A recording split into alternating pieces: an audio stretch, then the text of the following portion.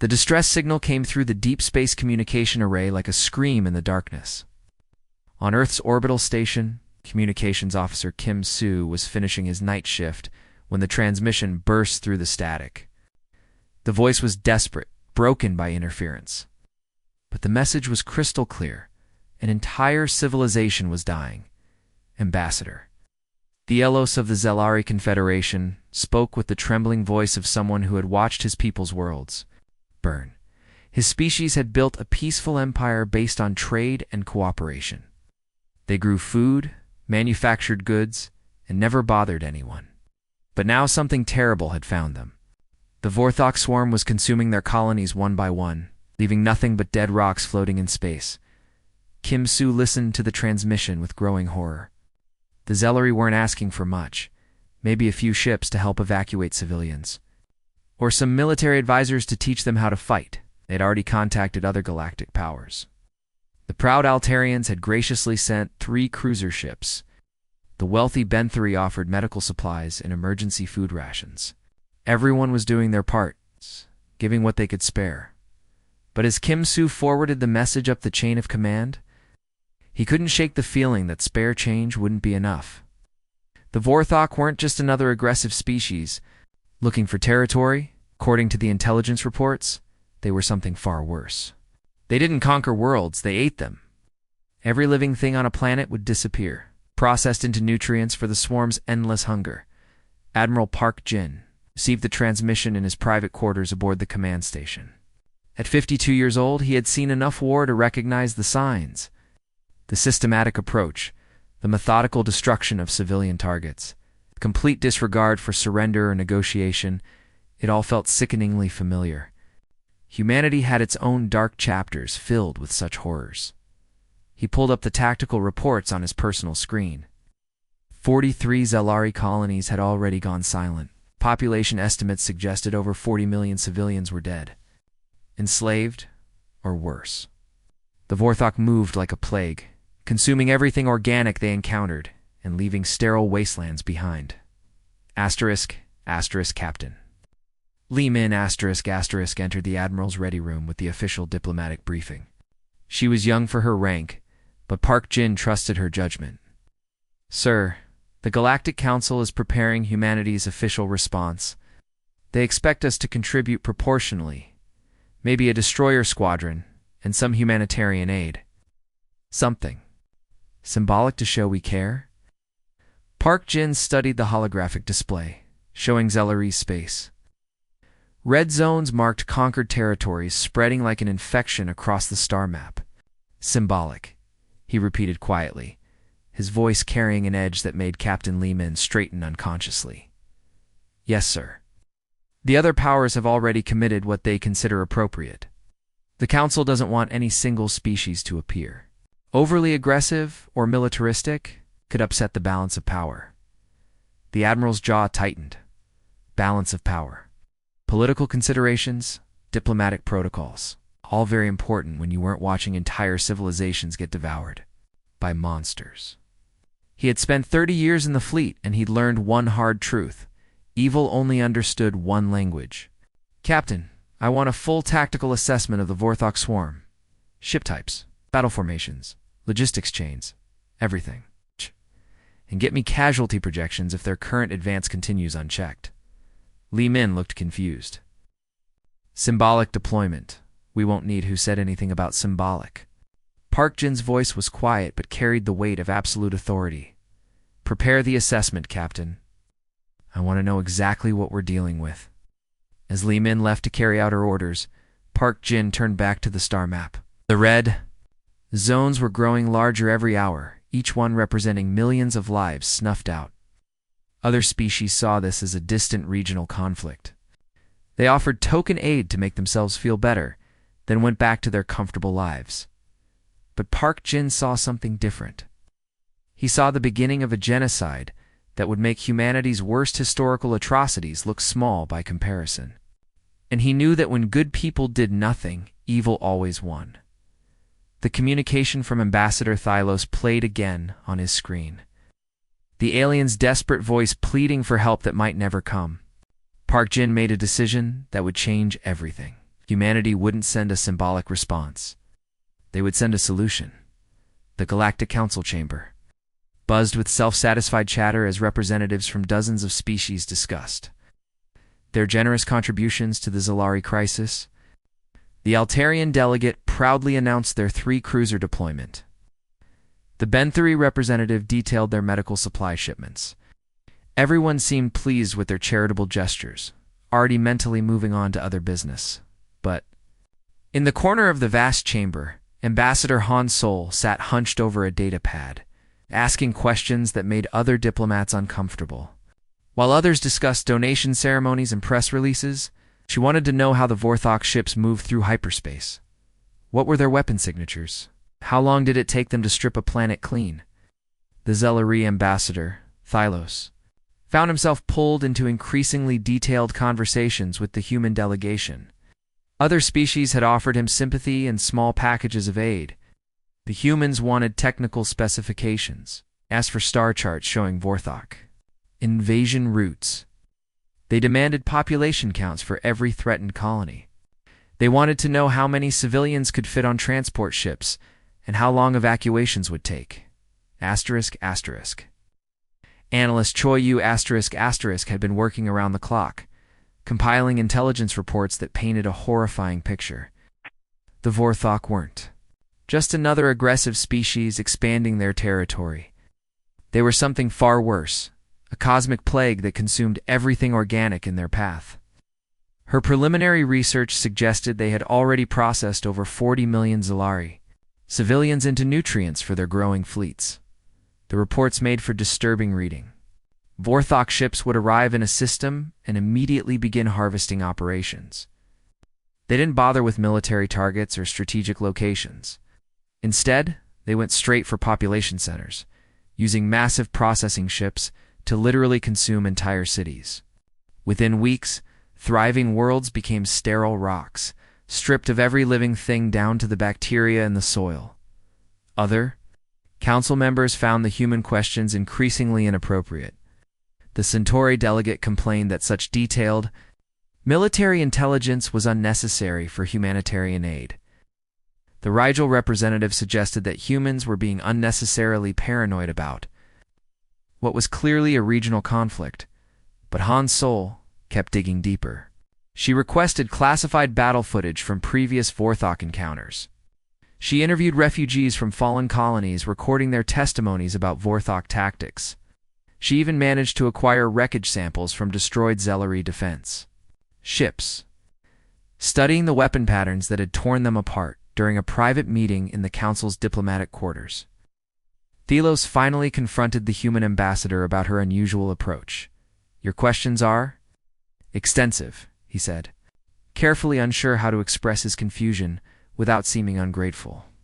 "Other species have offered condolences and assistance packages. You seem to want our entire military database." Han Sol looked up from her datapad, her expression serious. "We want to help properly." A simple statement carried weight that Thylos didn't fully understand. He had dealt with dozens of species over his long diplomatic career, and they all approached problems the same way, with measured responses, careful consideration of costs and benefits, and always with an eye toward maintaining the status quo. Humans seemed to operate by different rules entirely. What Thylos couldn't see was the frantic activity happening behind the scenes. While other species ambassadors were already planning their return flights home, Fleet Commander Yoon Ji was working 18-hour days in a classified facility 3 levels below the council chambers. She had quietly begun assembling military assets from 3 different sectors, calling in favors and reallocating resources without triggering the automated reporting systems that would alert other council members. The preliminary force assessment sitting on her desk would have shocked the other species. While they were debating the appropriate size of symbolic aid packages, humans were calculating the logistical requirements for moving entire battle fleets across galactic sectors. Supply lines, fuel depots, medical facilities, ammunition stockpiles. Everything needed for a sustained military campaign was being quietly prepared. Han Sol's intelligence gathering wasn't academic curiosity. Every star chart, every population density report, every tactical analysis was being fed directly into human military planning systems. While other species saw the Zelari crisis as an opportunity to demonstrate their civilized nature through modest, charitable donations. Humans were preparing for war. The difference in approach was fundamental. Other species wanted to feel good about helping. Humans wanted to solve the problem permanently. The Zelari sensor technician thought his equipment was malfunctioning. The readings couldn't be right. Massive energy signatures were approaching. Their home system far too large to be the modest aid flotilla they were expecting. He ran the diagnostics 3 times before calling his supervisor, his voice shaking as he reported what the sensors were detecting. Chief Navigator Kong Du rushed to the sensor station aboard the Zelari flagship, expecting to find a technical glitch. Instead, he found readings that defied belief. The subspace distortions were enormous, indicating a fleet larger than anything in recent galactic history. His first thought was that the Vorthok had somehow flanked them, bringing their entire armada to finish the job. But as the fleet emerged from hyperspace, Kong Du realized these weren't Vorthok ships. The sleek, angular designs belonged to humans. 218 vessels materialized in perfect formation, heavy cruisers that dwarfed anything the Zelari had ever built. Destroyers bristling with weapon arrays, massive carrier groups, launching fighter squadrons, hospital ships the size of small cities, supply trains stretching for kilometers, and troop transports carrying enough soldiers to occupy entire worlds. The Zellar command center fell silent, as every screen displayed the impossible sight. They had asked for help and received what looked like an invasion force. Admiral Park Jin's communication request came through moments later, his calm voice cutting through the stunned quiet of the Zelari bridge. "This is Admiral Park of the Human 7th Fleet. We're here to assist with your Vorthok problem." Ambassador Thylo stumbled over his words as he responded. His people had experience with diplomatic niceties and carefully measured responses. "This was something entirely different, Admiral. We only requested modest support. This seems ... excessive." The human admiral's reply was delivered with matter-of-fact certainty that left no room for argument. "No, this is what support looks like." Across the galaxy, other species representatives watched the deployment with growing alarm. The Altarian Council called emergency sessions to discuss human militarism. The Ben-3 Trade Federation worried about the balance of galactic power. The Rigel Commonwealth questioned whether humans understood the concept of proportional response. But the humans weren't interested in galactic politics. Fleet Admiral Park Jin began issuing orders that transformed the entire sector into a military zone. Destroyer squadrons established patrol routes along the system's outer edge. Carrier groups launched fighter screens that swept through asteroid fields and nebulae, hunting for hidden Vorthok scouts. Heavy cruisers took position around major planets, or massive guns trained on hyperspace entry points. The hospital ships immediately began setting up emergency medical facilities on 3 different worlds. These weren't small field hospitals. They were floating cities equipped to handle millions of casualties. Medical teams started evacuating wounded Zelari from forward colonies, bringing them to treatment centers that surpassed anything the galaxy had seen. Supply trains began the complex logistics of feeding and fueling a fleet this size. Fuel depots appeared on uninhabited moons. Ammunition stockpiles were established on heavily defended asteroids. Communication relays created a network that could coordinate operations across multiple star systems. Simultaneously, the troop transports revealed the true scope of human commitment. These ships carried enough Marines to garrison entire worlds, along with the heavy equipment needed for planetary assault operations. Tank battalions, artillery units, orbital drop troops, engineering corps, everything needed for sustained ground combat against an enemy that consumed worlds. Ambassador Thelos found himself aboard the human flagship, struggling to comprehend what he was witnessing. The ship's bridge was larger than most Zelari government buildings, filled with officers coordinating operations across dozens of worlds. Holographic displays showed the deployment of forces on a scale that made other species' military contributions look like children's toys, Admiral Thylos said carefully. "Other species have sent individual ships. You've brought an entire fleet." The Galactic Council expected a symbolic response. Park Jin turned from a tactical display showing Vorthok positions. Ambassador, your people are being eaten alive. The Vorthok have killed 40 million of your civilians and they're not stopping. You don't fight genocide with symbols. You fight it with everything you have. A simple statement revealed the fundamental difference between human thinking and the rest of the galaxy. Other species saw the Zelari crisis as a distant tragedy deserving of measured assistance. Humans saw it as a problem requiring complete solution. As human ships continued deploying across 3 star systems, establishing defensive perimeters that spanned light years, the galaxy began to understand that they had seriously underestimated humanity's capacity for both compassion and violence. The Zelari delegation followed. Captain Songhai through the corridors of the human flagship, their eyes wide with amazement and growing concern. The ship was massive beyond their comprehension, stretching for kilometers in every direction. But what struck them most wasn't the size, it was the activity. Everywhere they looked, human marines were checking weapons, reviewing tactical maps, and preparing for combat with an intensity that made the peaceful Zelari deeply uncomfortable. Ambassador. The Los watched a group of soldiers loading ammunition into magazines with practiced efficiency. Their movements were precise, professional, and somehow frightening to a species that had never known real war. Your species commits remarkable resources for such a distant conflict, he observed nervously, trying to understand why humans would invest so much in a problem that wasn't even theirs. Admiral Park. Jin stopped walking and turned to face the Zelari leader directly. His expression was calm, but his voice carried absolute conviction. We don't measure conflicts by distance. We measure them by civilian lives at stake. The Vorthok have killed 40 million of your people. That makes this our war now. The simple statement hit Thylos like a physical blow. 40 million. The number had become abstract to him, just statistics and casualty reports.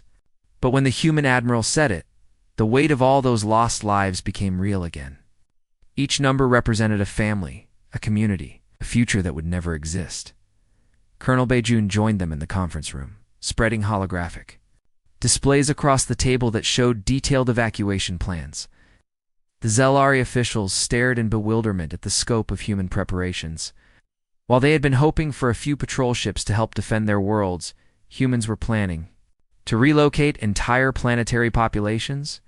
We're implementing immediate civilian relocation protocols, Colonel Bay explained, highlighting safe zones dozens of light years away from potential combat areas. Transport ships are already moving toward your outer colonies. We can evacuate approximately 2 million civilians per day once operations begin. The Zelari leadership exchanged confused glances. Their species had always resolved conflicts through careful negotiation and diplomatic compromise. The idea of moving entire populations seemed impossibly drastic. But these are their homes, one official protested. Their families have lived on these worlds for generations. Colonel Bay's response was patient but firm. Dead families don't have homes. The Vorthok don't negotiate. They don't compromise. They consume everything organic they encounter and move on. Your choice is evacuation or extinction. The harsh reality of the statement silenced the room. The Zelari had spent weeks hoping for diplomatic solutions, believing that somehow reasonable beings could find common ground. Humans had looked at the same situation and immediately begun planning for total war. Captain Songhai pulled up tactical assessments that showed the comprehensive nature of human military planning. Supply lines, communication networks, medical facilities, repair stations, fuel depots, everything needed for sustained combat operations was being established across multiple star systems. The level of detail was staggering. This must cost your government enormous resources, Thylos said, still struggling to understand the scale of commitment. Your people will demand justification for such expenditure on behalf of strangers. Admiral Park Jin's answer came without hesitation. We sleep better at night. The simplicity of the response revealed something fundamental about human nature that the Zelari had never encountered. Other species calculated costs and benefits, weighed political consequences, and measured appropriate responses. Humans had looked at genocide in progress and decided that stopping it was worth everything. The conference room fell quiet as the implications sank in. Humans weren't treating this as a charitable donation or diplomatic gesture. They had adopted the Zalari survival as their own cause, committing their military, their resources, their lives, to a problem that existed on the other side of the galaxy. Your species approaches war like we approach trade negotiations, Dylos observed. With contracts, procedures, and careful planning. War is just another engineering problem, Colonel Bay replied. You identify the obstacles, calculate the resources needed to overcome them, and then you commit completely to the solution. Half measures don't stop genocide. As the meeting continued, the Zellar began to understand that they were witnessing something unprecedented in galactic history. Humans had looked at an ongoing atrocity and decided that acceptable losses didn't exist. They would commit whatever resources were necessary to solve the problem permanently, because for them, the alternative was morally unacceptable. The peaceful Zelari had learned to live with compromise and partial solutions. Humans, it seemed, had never learned to accept that some problems couldn't be fixed. The Vorthok advance. Fleet dropped out of hyperspace with the confidence of predators who had never encountered real resistance. For generations, they had perfected a simple formula, arrive at a peaceful system, broadcast terrifying recordings of their previous conquests, watch the local population panic, then begin the harvest. It had worked on dozens of species across the galaxy. War Commander X volume expected to find the Zelari cowering behind whatever pathetic defenses they had managed to scrape together. Instead, his sensors immediately detected something unexpected. Active patrol routes being flown by sleek, aggressive-looking ships that didn't match any known Zelari design. These vessels weren't hiding near their homeworld. They were prowling the outer system like guards protecting their territory. Asterisk, asterisk. Captain Kim Wan asterisk, asterisk received the contact report aboard his destroyer and smiled grimly. His squadron had been patrolling this sector for 6 hours, waiting for exactly this moment. The Vorthok ships were exactly as intelligence had described. Organic-looking vessels that seemed to pulse with their own internal life. Covered in weapon ports that looked more like feeding mouths than traditional guns, the Vorthok began their standard intimidation protocol, broadcasting subspace transmissions filled with the screams of dying civilizations. The recordings showed worlds being stripped clean, populations being processed into nutrients, entire species vanishing into the swarm's endless hunger. It was psychological warfare designed to break enemy morale before the first shot was fired, but instead of surrender, broadcasts, or panic signals. The Vorthok received something they had never encountered before, human jamming frequencies that cut their transmissions to pieces, followed immediately by targeting locks from weapon systems they didn't recognize. The human response was swift and professional. No fear, no hesitation. It's cold military efficiency. Commander Omin aboard the destroyer Soul's Pride had been studying Vorthok ship configurations for weeks, analyzing their weaknesses and planning attack vectors when her targeting. Computers achieved lock on the lead enemy vessel. She didn't waste time with warnings or demands for surrender. The Vorthok had killed 40 million innocent civilians. He had forfeited any right to mercy. All weapons, fire. She ordered calmly. The human destroyer squadron opened fire with coordinated precision that stunned the Vorthok commanders. Instead of the random panicked shots they expected from herbivorous prey species, they faced disciplined volleys of plasma fire that targeted their ship's most vulnerable points. Human weapons were designed by a species that had spent centuries perfecting the art of killing other humans they were devastatingly effective against. Organic-hulled Vorthok vessels. The engagement lasted exactly 17 minutes. When the subspace interference from weapon discharge finally cleared, 12 Vorthok ships had been reduced to expanding clouds of debris. The survivors turned and fled toward the system's edge, expecting the humans to celebrate their defensive victory and tend to their wounded. Instead, Squadron Leader Yang Su led her pursuit craft after the retreating Vorthok ships. The human Fighters were faster than anything the swarm had encountered, designed for deep space interception missions. They followed the fleeing aliens beyond the system's gravitational boundary, tracking them through hyperspace jumps toward their staging areas. From their command center, Zellery leadership watched the battle unfold with growing amazement. Their species had always approached conflict defensively. Build fortifications, wait for attack, try to minimize losses. They had expected humans to establish defensive perimeters around their worlds and hope for the best. But humans weren't defending it all. They were actively hunting the Vorthok through contested space, pursuing them like the persistent predators that had once dominated Earth's ancient savannas. Every retreating swarm ship was tracked, followed, and marked for future targeting. Not defending, Ambassador Thylos whispered to his aide, watching human pursuit craft disappear into hyperspace after their quarry. They're hunting.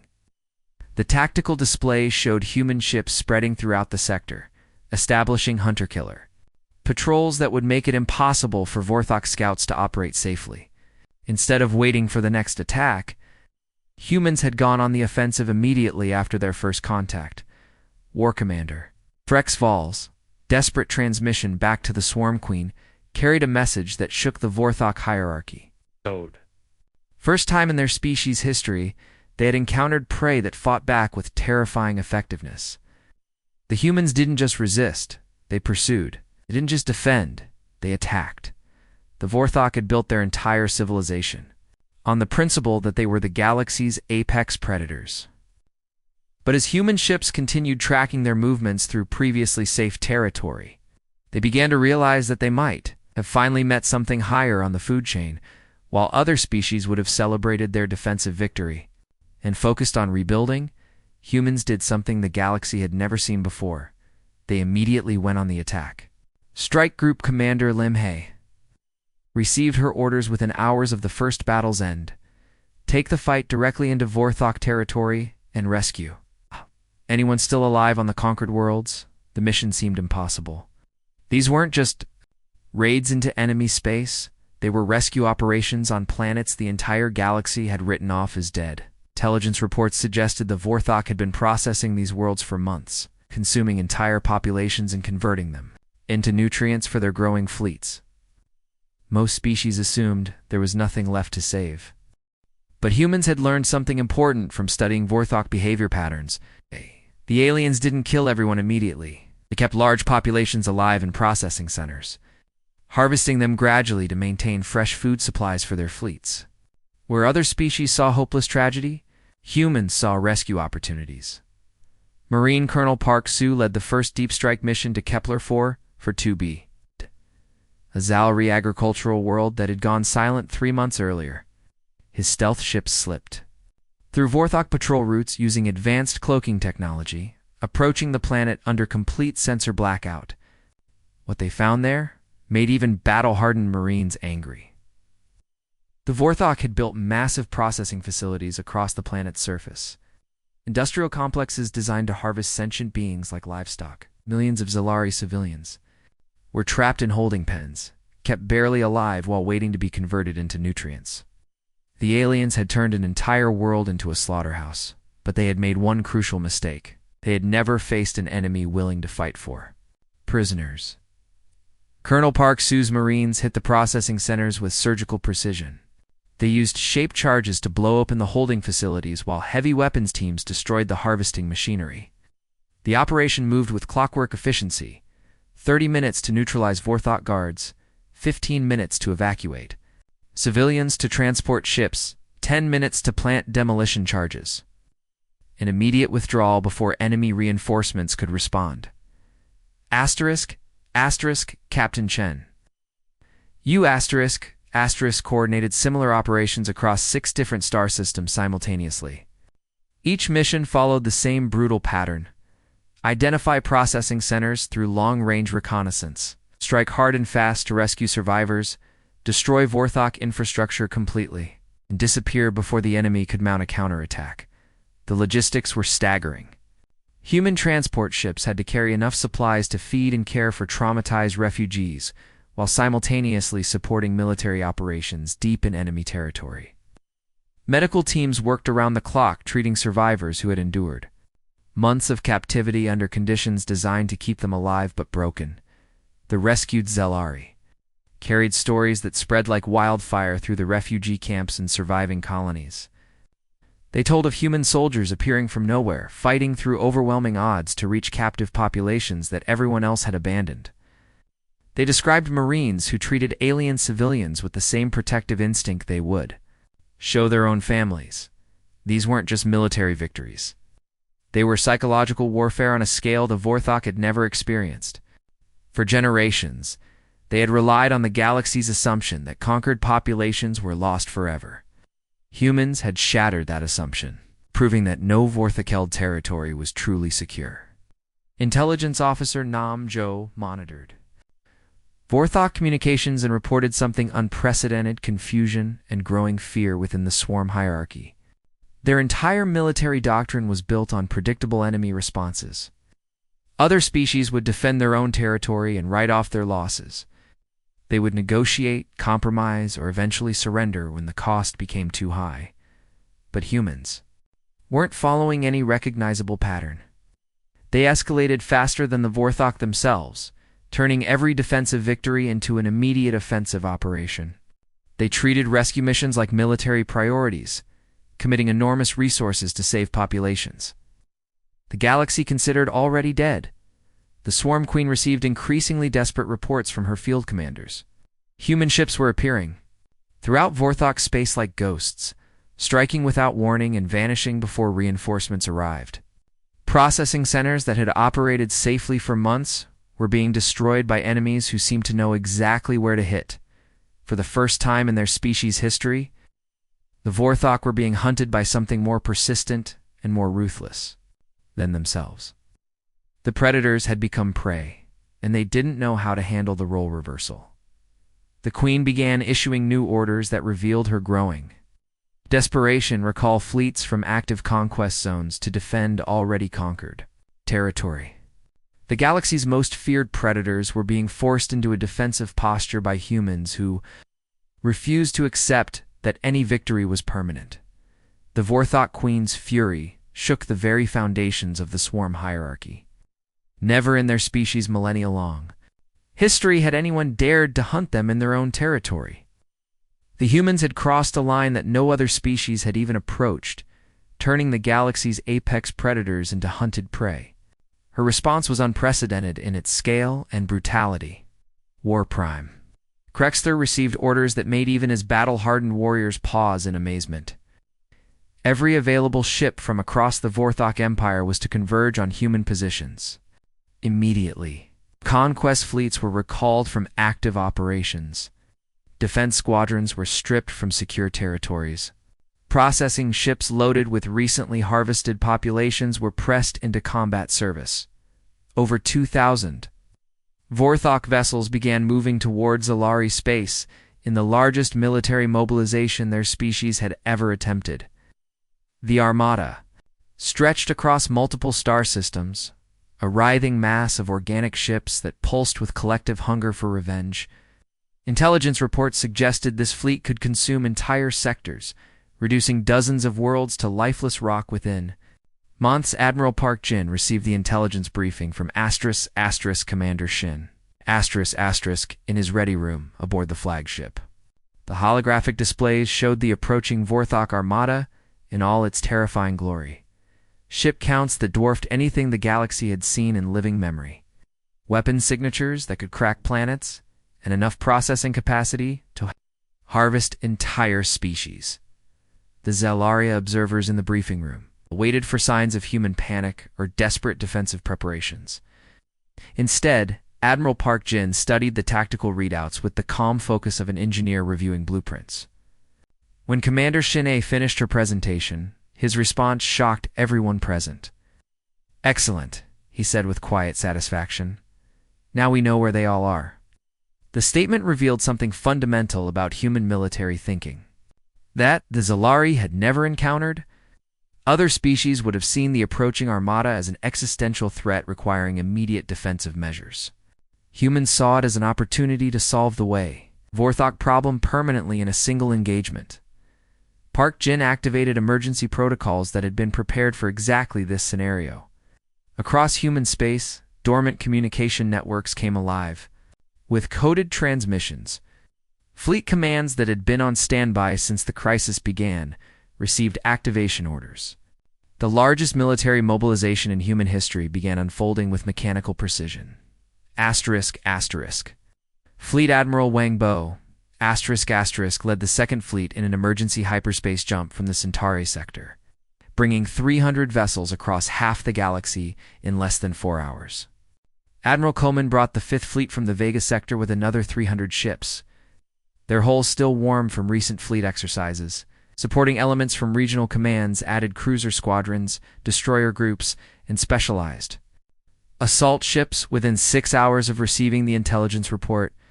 Over 600 human vessels had converged on the Zelari system. The response was so swift and coordinated that even experienced Zelari military observers struggled to comprehend the logistics involved. Humans had moved entire battle fleets across galactic distances with the efficiency of a well-rehearsed drill. The Zelari leadership watched the preparations with growing understanding of what they were witnessing. This wasn't the measured military aid they had requested. This wasn't even conventional warfare as their species understood it. This was total war doctrine applied with industrial efficiency and absolute commitment. The announcement sent shockwaves through species that had built their power on intimidating weaker neighbors.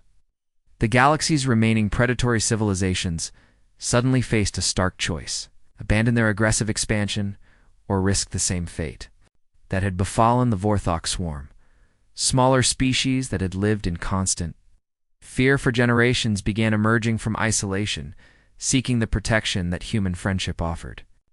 Trade routes that had been abandoned due to piracy reopened under human patrol. Colony worlds that had been evacuated due to external threats began welcoming back their populations. The Vorthok swarm's complete extinction had accomplished something no diplomatic treaty or peace conference had ever achieved. It had made the galaxy fundamentally safer for civilian populations. But it had also established humanity as the ultimate arbiter of acceptable behavior between species. Admiral Park Jin, delivered his final briefing to the Zelari leadership before returning to Earth. Summarizing the entire crisis with characteristic simplicity: "You asked for aid. We gave you peace." The statement revealed the true scope of what had been accomplished. The Zelari had requested help defending their colonies. Humans had eliminated the threat entirely, ensuring that no future generation would face the horror of Vorthok predation. The galaxy was safer, but it was also forever changed. Every species now understood that human friendship came with total commitment to survival, and human enmity meant complete extinction.